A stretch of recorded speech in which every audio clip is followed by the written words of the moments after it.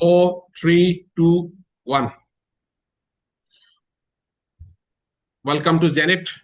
Hi, this is your host, Colonel Rajiv Bhuya, and we are delighted to present before you a Army veteran, Col Partha Ghosh Dastidar. Col Ghosh Dastidar was commissioned into the Indian Army in March 1990. After a glorious 2 decades of service to our nation, he took premature retirement and joined the corporate sector, where he has served for the last 6-7 years in various capacities. Apart from his professional career, he remains a thinker, a commentator, a geostrategic expert. His main areas of interest lie, of course, in his home state, Bengal, and he takes a very close look at events happening in Bangladesh. Hi, Colonel Dastidar. We are so delighted to have you with us. How are you doing?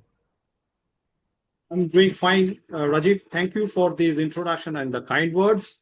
And my best wishes to Zenith that it does what it is doing, and it should be doing what it should be doing to encourage to people think and to introduce people many facts which are not known, which should be known by the cognoscenti and the conscientious citizens. It's a humble attempt, it's a humble beginning Colonel Bist and I have made. And so we are so happy to have you on board. As a true blue Bengali, what is your take on the Bengali identity?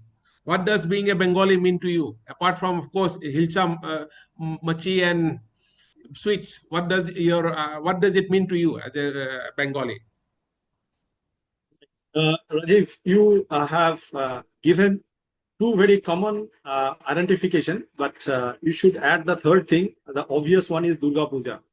So Hilcha, Rasagolla, Sandesh, and Durga Puja is unmistakable part of any Bengali identity, and that should subsume to the region also.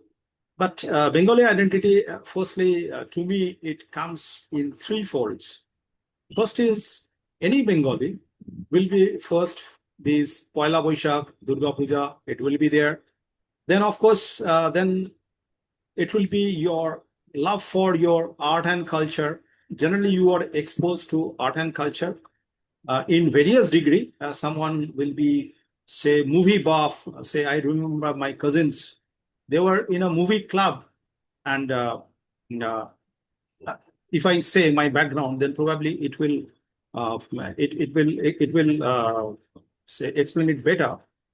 I'm born in Kolkata, but groomed in a Mofussil town, 40 kilometers away from Kolkata. But the place is culturally and historically much more older and much more enriched than Kolkata. Chandanagar and Chinsura, everybody knew about them. There are historical places. And I have studied in one of the schools, which is 1812 vintage. And the place is where Vande Mataram is written. And of course, after joining army, I have gone and served in various parts of the country. Of course, with the roots intact in my place. And then I'm fortunate to see a couple of parts of the world also.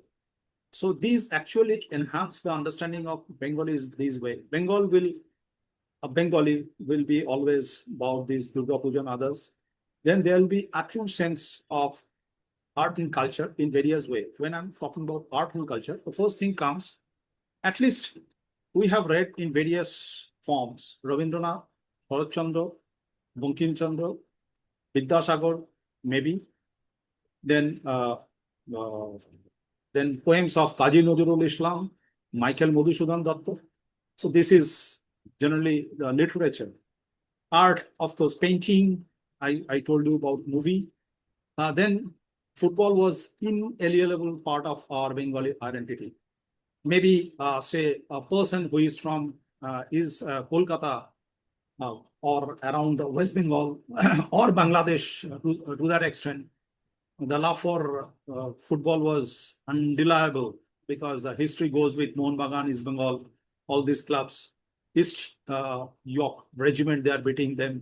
It has got our nationalistic favor. And third part, the last part is it may vary some degree. Generally, an identity of Bengali is called Bhadralok identity. What is Bhadralok identity? Is of refined sense.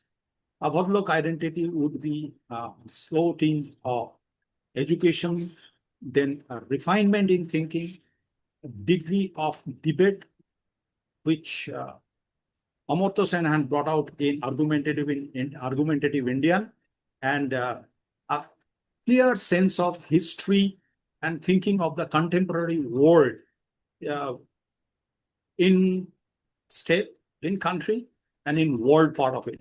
And if I say that's why, if you see the forefront of communism, communism actually started from in England, where M.N. Roy and his friends were there, Avani Roy, M.N. Roy, and actually in Tashkent. So this is Bengali Bhadralok.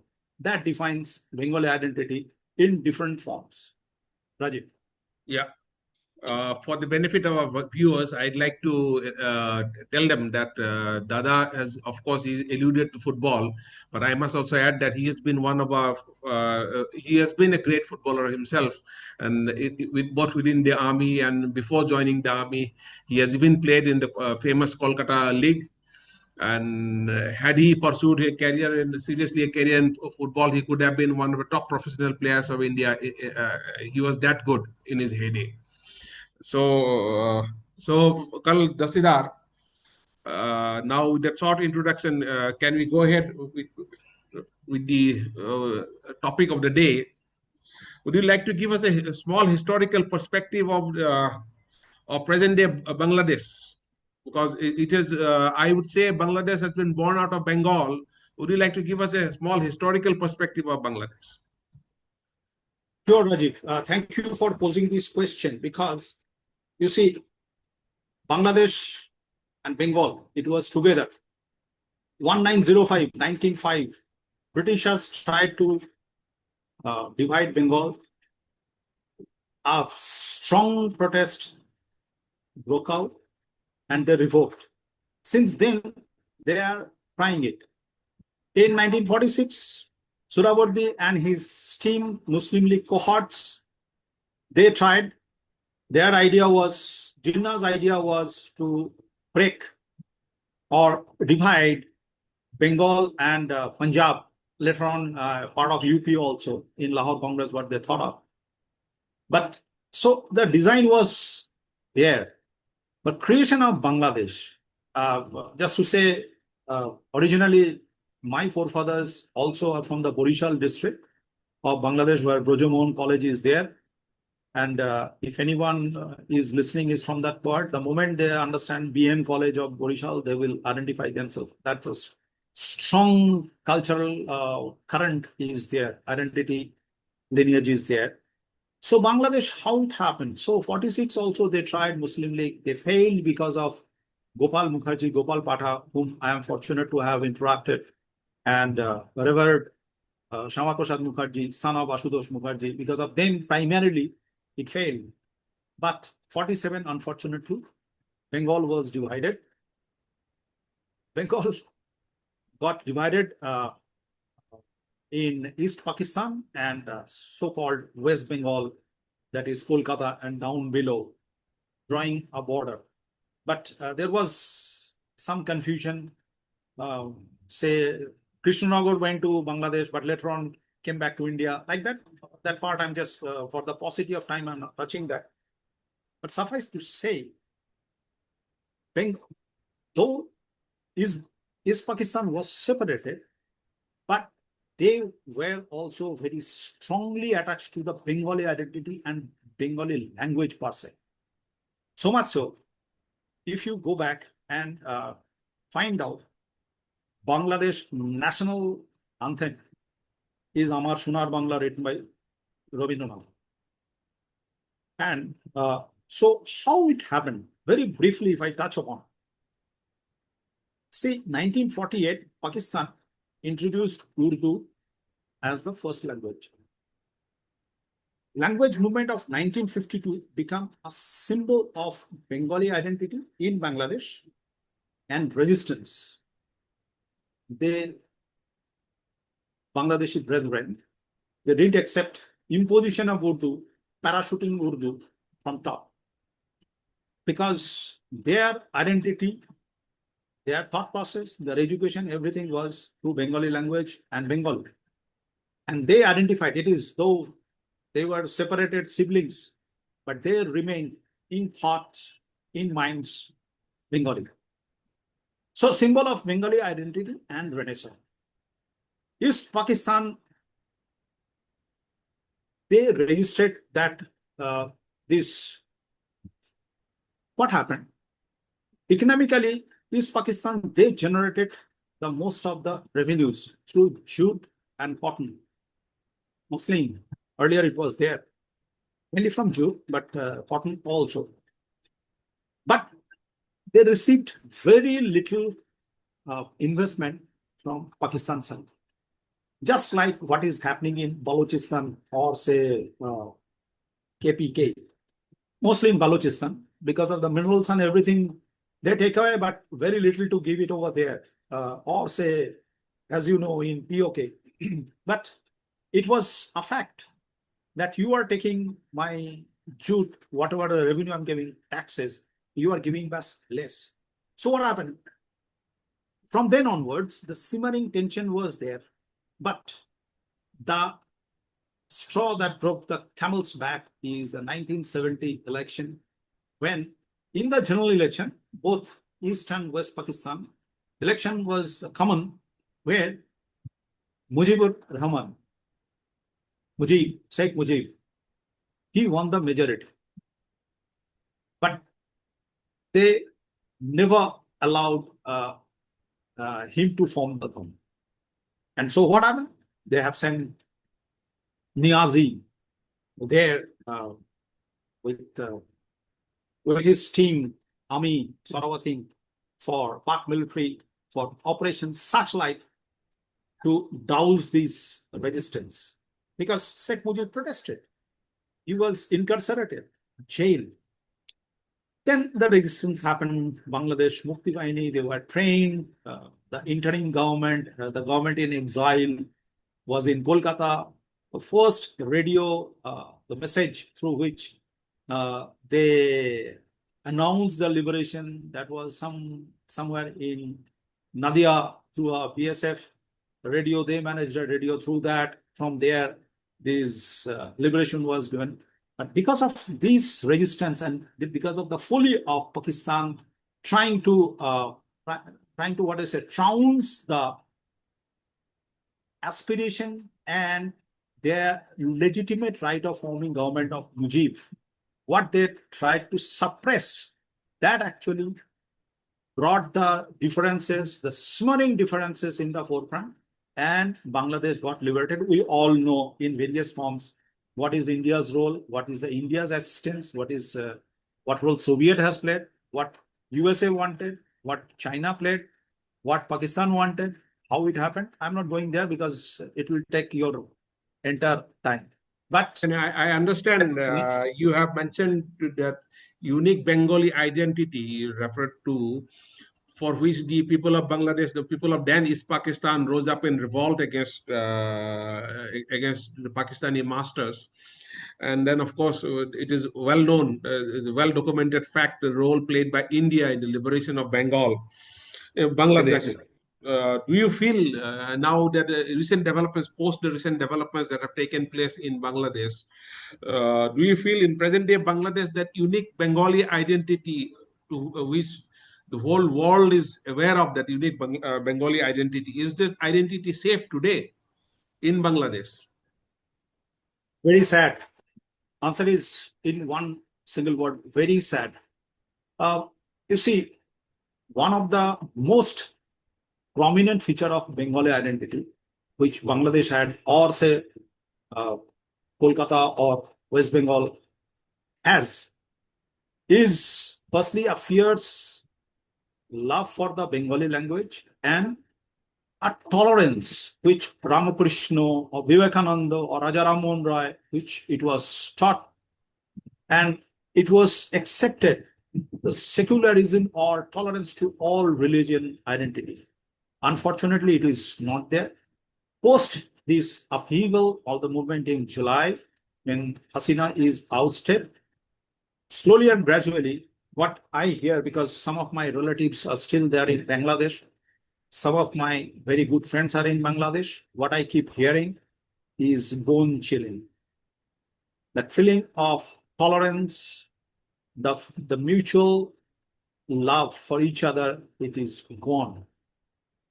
If I say it is irreparable, it may not be false, or it may not be far from the truth.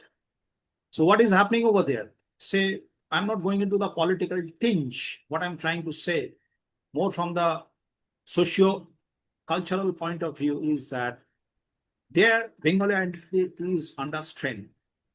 Very easily, it can be, say, analyzed that Awami League is ousted, the BNP is jostling, Jamaat Islami, Bangladesh, Jamaat Islami is always active over there. Maulana Hosani, though never get into the political space over there in any election, but still, whatever they got, now they are active, jostling. But this doesn't say this social tolerance and social harmony which was there. That fabric is totally ruined, completely ruined. I don't know what is going to happen. But if this is going to continue, then it bodes not well for Bangladesh. And if it doesn't bode well for Bangladesh, it's not good for India as well. I'll tell you the reason why. Rajiv.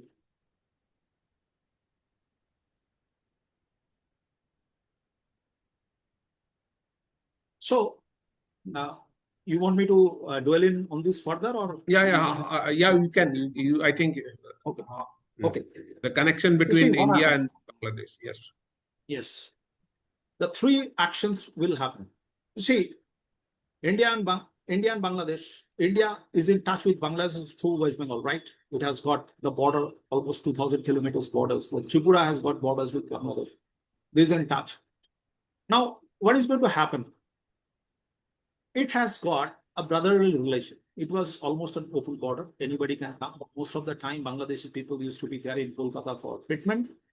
They are shopping, sort of a thing. I went to Bangkok. I was myself and my wife, we were having dinner in a restaurant, Bengali restaurant. We found a couple, very erudite people of two ladies and one gentleman, very well spoken. And when we interacted, we found out they are from Sylhet, the neighboring district of Borisa. My in-laws' place is from Kumela, very prominent family. They are still, people can identify and recognize them because the forefathers were part of that, the bank in Kumela Bank, which ultimately became UCO Bank. So when they identified in the name of that house of my wife's forefathers over there, they didn't allow us to pay a bill for dinner. They said, we'll be doing. So the soft power was always there. The soft, what I say, cultural lineage, or soft, I say, political exchange was there, people to people connection. Now, it is slowly, I'm not said that completely, but slowly getting replaced by distrust. Distrust is because of a section of the people, but I don't know whom to believe, whom not to believe, whom to trust, whom not to trust. That is one. See, Bangladesh is, what is Bangladesh? Total population is 175.7 million. Median age is 26 years. Rural population 57.4%. Kindly mark this. Rapid urbanization is Dhaka and Chittagong. It is happening. I'm just giving the, through this, I'm just trying to give you a melange of, say, implications. Religious composition, Muslim 90%, Hindus 9%. This is as of now, where Dhaka is the biggest, 21 million. Now, what happened? Maximum where the Bengalis are more is they are in, say, Khulna, Borishal, all these places where atrocities are not happening much. But the atrocities, if you recount, it will be mostly to the Dhaka and to some extent to the Chittagong. Why? They are jostling to take the spaces because Bengalis, Hindus, they had business acumen, they had some business presence which they are trying to take. This is a kind of anarchy in the globe of political shenanigans. Dangerous. Now, if Bangladesh continue to become is where the distrust goes, government to government, people to people, slowly barricaded the border, they don't come over there. What is going to happen? Say in part of India, earlier the trade, the maximum trade is from India. So economy gets affected. But see, India has got a market also there. We need to think of that. So market is lost, not completely, but yes, partially. When India is leapfrogging from say 3.5 trillion economy to say 4.5 trillion, any loss, any segment of your market pie lost is a loss. One. Two, cultural. I said earlier only. Say Bangladesh is, I think, 8th most populous country of the world. They have got a say. Put together, they have got a very strong voice against terrorism. But if Bangladesh is lost, they are inimical to the Indian interest. They are not voicing the same. Then in the world fora, India uses a good voice, good friend. Third, security, most important. Keep in mind, Rajiv, you are from Assam, Bengal, part of Assam, on top of it, Tripura, totally on the, say, west part of it, east part of it, it's covered by Bangladesh. Now, Bangladesh, if, say, China comes and sits, like what I hear, that Lalmonira airport there, Chinese people are there, which is 20 kilometers from Indian border, say, chicken egg. No, Lal Monirhat, of course, will be a red line. We cannot allow any foreign interference in that area, and I don't think no Indian government will allow that. I'll just yes, say of course. scenario, chilling scenario. See, Yeah. Situate in Myanmar, Chinese is sitting. It is a listening post. They are trying to monitor our missile flights test. Situate, Coco Island, then Colombo, then Mali, in Maldives, then Chattogram port, and then Lalmonirhat. Can you believe what is there? They're doing that in Sakul. On top of it, you go there, beyond Tawang. Rajiv, it is mind-boggling, and if I can put it correctly, India has got a lot to think about the present development. If Bangladesh, if these continues, and I'm sure in the month of January, the election, BNP will come back to the power. If BNP comes back to the power and we can't build a bridge, not all quiet on the Western Front or the Eastern Front. So no, it's very important. Of course, there has been some already. There have been some bridge building with the BNP because the Awami League, as on date, has been battered. Is no longer in a position to fight elections conclusively. But India, I think, this is one of the mistakes of our foreign policy. In fact, we put all our eggs in the Awami basket. We should have had the opening with the BNP earlier also. But now that you have brought out so meaningfully the situation in Bangladesh, I fully agree with the scenario which is emerging, which is very dangerous for India, and is very important for us to have some kind of a bridge with the BNP. Now, coming to your own home state, Bengal. This has been, we all have to admit that Bengal has been a leader, has been a pathfinder for India when it comes to art, culture, its philosophy, the kind of philosophy that has emerged from Bengal, the different freedom movements, the different movements against the British rule. But then, Dada, as a student growing up in Bengal, you have seen the growth of communism. what is your take on what do you feel looking back today on those heady days of the communist movement? Do you think the society has benefited, or what is your take on that period when you look back the days of communism in Bengal? It's a fantastic question, Rajiv. Fantastic question, but it actually is a multi-dimensional point of the society, the communism. So without communism in Bengali history is not complete, incomplete without communist movement. But there are sort of things. Say, I take it. Say, you take it, the Communist Party, the CPI, when it is formed, CPI, though they say it is a Kanpur 1925 Kanpur Congress, the CPI has come into existence. Actually, formally they announced the formation of CPI. A lot of people were there, Sripad Amit Ramge and others. But 1920 is the place, Tashkent, where actually informally it was formed.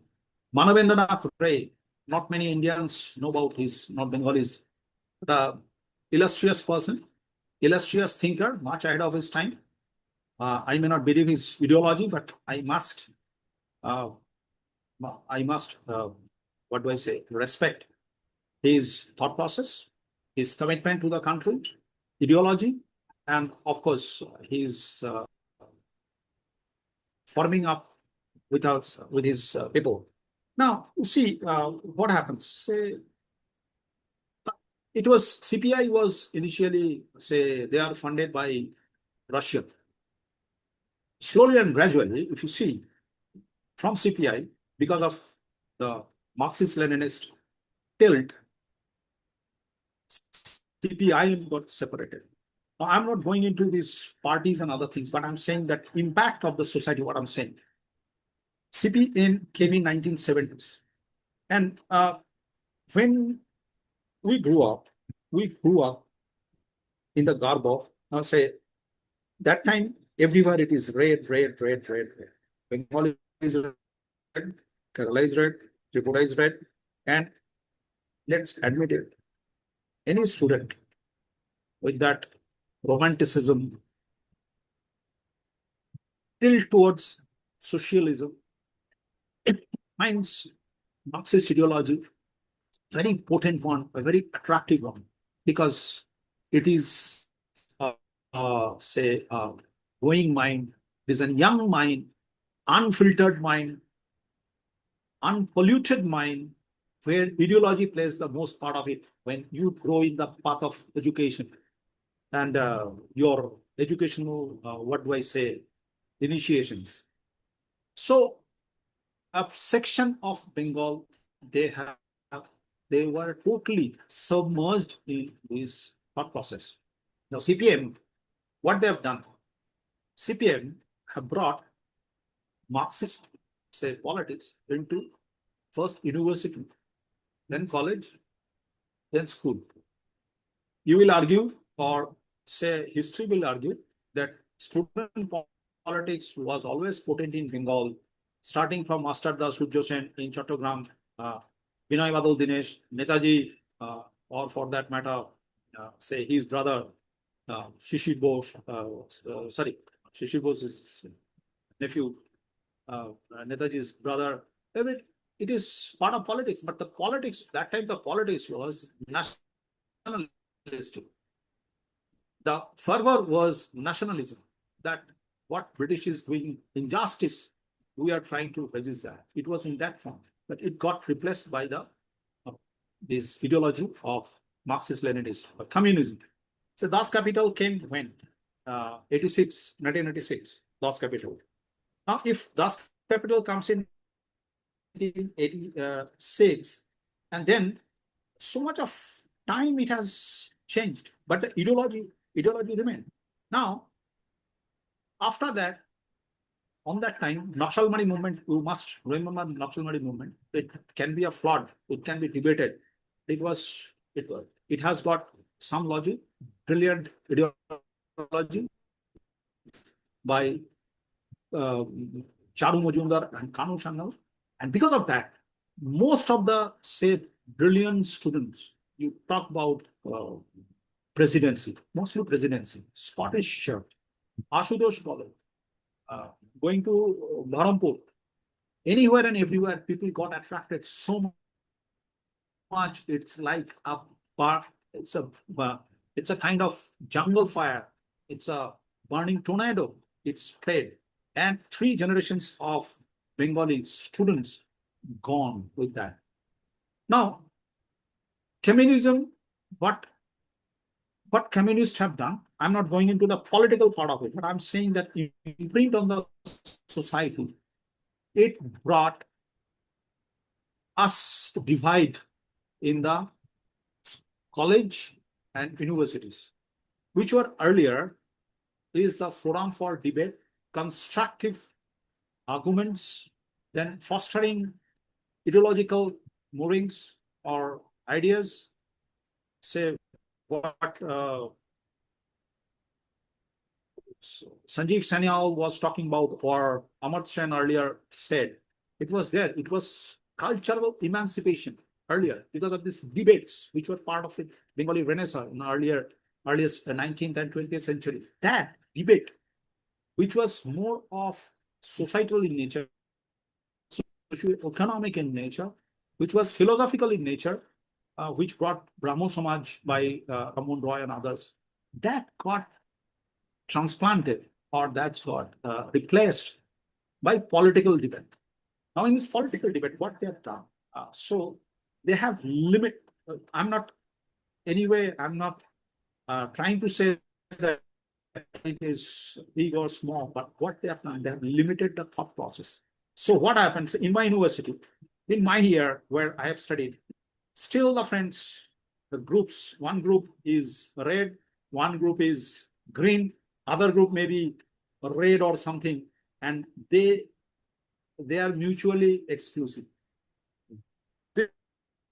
This is the impact of communism, and still we have not come out. And Kerala is very similar of it. Tripura might have benefited, but this. So this is communism imprint in West Bengal, and still it is there. But do you feel that they have a chance of ever getting back to power in Bengal, considering the stranglehold that TMC today seems to have over the electorate of Bengal? Do you feel the erstwhile communists can ever think of getting back into power? You see, any political forecast is very difficult. Prashant Kishore might be doing it, but not for you and me, the soldiers, ex-soldiers, who have got a habit of straight thinking that this is the aim and this is where I am, from the farm base to the say mission point. This is the thought process.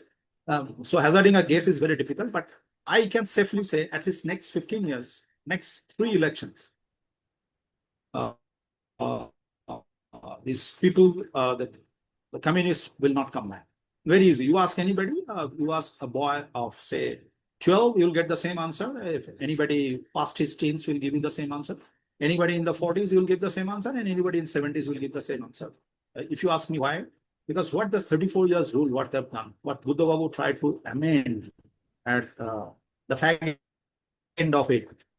He was a good man with a good thought process, but he got drowned by the legacy of what has been done earlier, and that has not been good. Hence, legacy, it's like your bank FD, the interest says next 3 elections at least, they're not coming out. After that, nobody can say, at least I can't say, but I can say with authority, next 3 elections, they are not coming. You know what is the vote percentage now? Sorry, 2%. Only. Okay. Dada, we are coming towards the fag end of the program. I mean, of course, this is the first time we are having you on our platform. But then you and I have been having these discussions, very electrifying talks. Whenever I sit down with you, whenever I meet you, whenever I get to talk to you, it has been very interesting. And I have always benefited from your knowledge and from the view that you carry of the world. We, of course, look forward to having you on our platform on a regular basis from now on. what to all our viewers, do keep subscribing our channel, do keep commenting on the content that we put out. I hope you're enjoying this program, the views that Colonel Dastidar has brought out before you. Dada, before we let you go, you must agree that Bengal is no longer you of course will agree, I'm sure, Bengal is no longer the jewel in the crown, if I may use that phrase, of India. Would you like to suggest briefly, very briefly, 2-3 points which will again push Bengal back into those heady days when it was actually the jewel in the crown of India? Very briefly. Okay.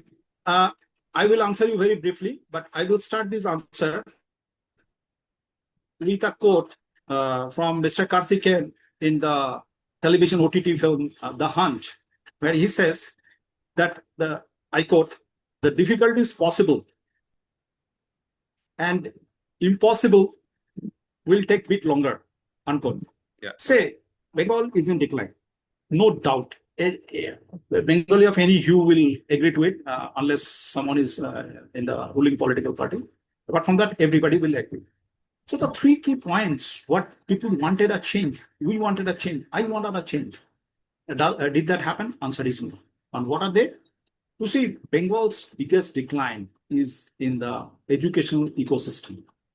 That was Bengal's treasure, not the Murshidabad, not Sirajuddaulah, not the jewels, not muslin, not anything.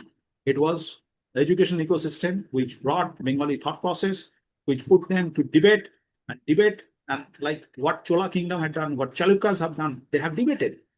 They have debated and came to a very emancipated thought process, empowering thought processes.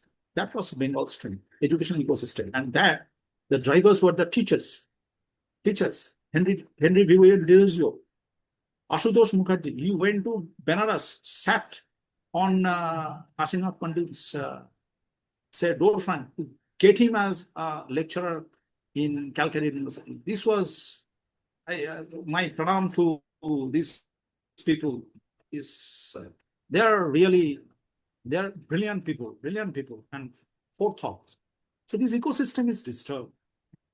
It has to be brought in. Point number one. Since it is to be very short, that's what I'm telling you. Yeah, very short. We are running out of time. Now, point number two, law and order.